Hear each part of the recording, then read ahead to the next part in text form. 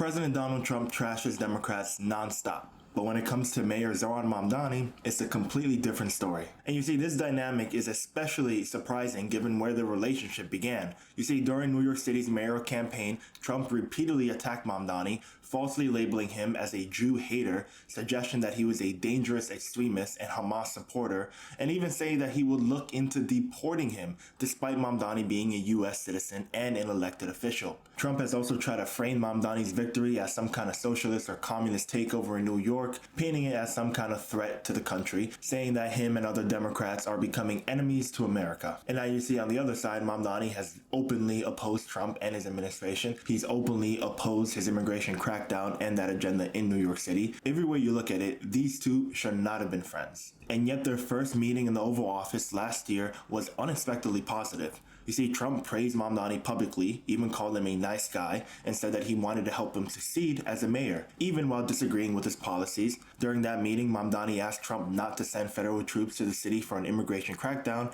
and the president to this day has honored that. This encounter defied expectations, especially from Trump supporters, because many assumed that this was going to be a one-off or a brief truce that would eventually dissolve when it was no longer useful. Instead, Trump and Mamdani had their second meeting this February, reinforcing this same pattern, producing not only just friendly vibes, but actual politics. See, Mamdani entered the White House quietly and left claiming 2 wins: gaining federal cooperation on major housing construction in New York City, and also the release of a Columbia University student who was detained by immigration authorities. So in a political environment where Trump has openly feuded with Democratic governors and mayors and congressmen, he has extended some actual grace to Mamdani, which is an anomaly and a revealing one. You see, housing was one of the most obvious areas of alignment with Trump. Mamdani campaigned on tackling New York City's affordability crisis by dramatically expanding the housing supply. And we can't forget that Trump was born in Queens, New York City, and his political identity was rooted in real estate, in construction, and in big headline-grabbing projects.